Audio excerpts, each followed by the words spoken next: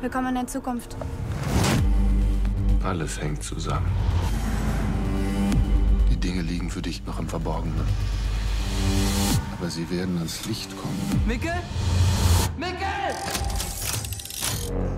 Dann herzlichen Dank, dass ihr ein bisschen Zeit habt, mit mir über Dark Staffel 2 zu sprechen. Es gab ja für Staffel 1 damals wahnsinnig viel Lob von allen Seiten, egal aus welchen Ländern. Inwiefern glaubt ihr, hat Dark die deutsche Serienlandschaft tatsächlich maßgeblich beeinflusst? Also wir haben jetzt zum Beispiel jetzt auch How to Sell Drugs Online Fast gehabt, was auch sehr hoch gelobt wurde. Inwiefern glaubt ihr, ist Dark da wirklich wichtig gewesen? Ich glaube, es war ja die erste deutsche Netflix-Eigenproduktion. Ich glaube, Dark war einfach ein großer Mutmacher für Filmproduzenten, Drehbuchautoren und Regisseure, Dinge zu machen, die komplex sind, die den Zuschauer fordern und einfach Themen auszuwählen oder auch Macharten auszuwählen, die besonders sind und die es so sonst nicht gegeben hat oder die sonst vielleicht für zu sperrig oder so gehalten werden. Eine Besonderheit, wie ich finde, an Dark ist ja, dass im Grunde mehr Fragen aufgeworfen werden, als beantwortet werden. Was ist daran so spannend, sowohl als Zuschauer, wenn ihr das irgendwie beurteilen könnt, als auch als Schauspieler, als auch wenn ihr das Drehbuch beispielsweise gelesen habt? Ich glaube, für die Zuschauer ist es einmal dieser Aspekt, dass man irgendwie einem zugetraut wird, dass man selber auch auf Dinge kommen kann und nicht alles sofort offensichtlich ist oder sofort erklärt wird, sondern dass manche Sachen einfach offen gelassen werden, um den Zuschauer auch mitdenken zu lassen. Und als Schauspieler ist es auch, finde ich, sehr interessant, weil wenn man jetzt einen Film beispielsweise dreht, dann sind selten offene Fragen, finde ich. Und bei einer Serie ist es eben ein ganz neues Gefühl, auch manchmal gar nicht zu wissen, wo ein gewisser Handlungsstrang hinführt. Wieso benehmen sich alle so komisch?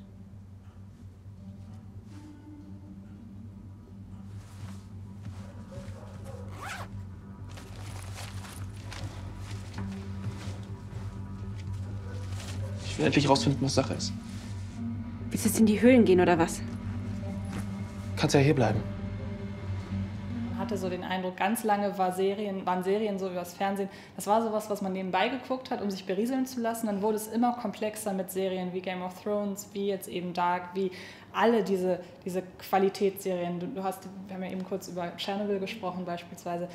Was glaubt ihr, wo kam dieser Wandel her? Von die komplexen Geschichten spielen sich auf der Leinwand ab und für zu Hause hat man eher so was Beiläufiges und jetzt ist es ja fast andersrum eigentlich. Na, ich glaube, es geht auch viel um die Plattformen, die es mittlerweile gibt, die das Schauen ermöglichen. So eine Plattform wie Netflix ermöglicht es halt, Geschichten über einen längeren Zeitraum zu erzählen oder über eine längere Minutenanzahl. Und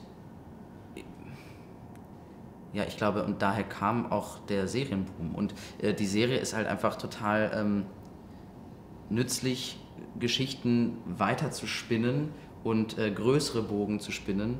Und es gab Kino jetzt einfach schon extrem lange und ich glaube, da war auch irgendwie so die Lust auf was Neues. Du bist ja auch, genau wie ihr beiden, auch auf der Leinwand viel aktiv und so.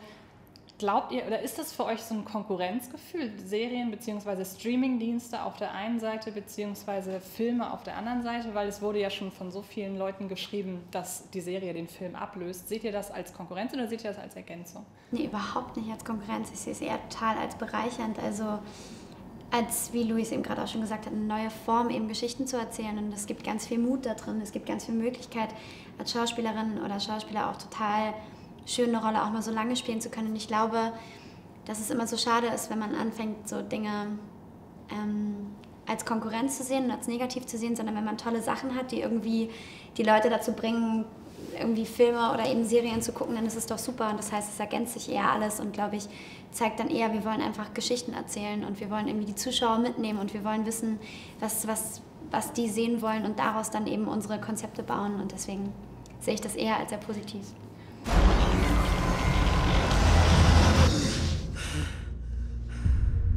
Wo hat alles angefangen? In der Kleinstadt Winden ist ein Junge auf mysteriöse Weise verschwunden. Staffel 1 war ja, oder hat ja angefangen mehr oder weniger als Serie über ein verschwundenes Kind und man wusste nicht so wirklich, worauf es hinausläuft. Dann hat sich da so dieser Zeitreise-Aspekt so nach und nach aufgebaut und jetzt in Staffel 2, soweit wie ich es bisher gesehen habe, geht es ja auch so um, wie hängt das alles zusammen? Ich glaube, der Untertitel ist ja, alles ist miteinander verbunden. Was glaubt ihr, was vertretet ihr für eine Meinung, wenn es darum geht, alles ist vorherbestimmt oder man kann Dinge aktiv beeinflussen? Oh, schwierige Frage. Es gibt so einen schönen Satz, also das natürlich kann man, also ich bin auch immer hin und her gerissen, was wirklich, ob man jetzt Dinge ändern kann. Ich glaube schon, dass man Dinge ändern kann, so meine Weltsicht.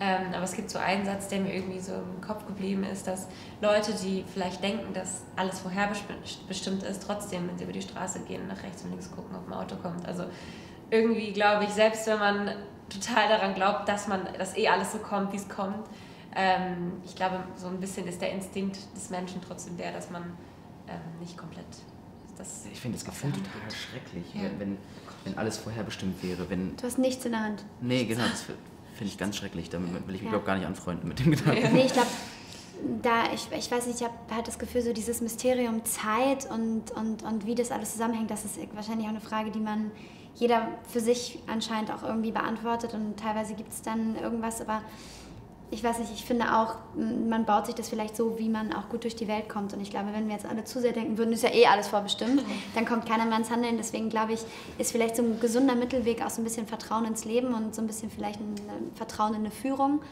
aber dann trotzdem irgendwie zu wissen, okay, ich habe es halt doch selbst in der Hand, ob ich jetzt irgendwie nett zu meinen Leuten bin, damit die auch noch in 5 Jahren mit mir befreundet sind. So.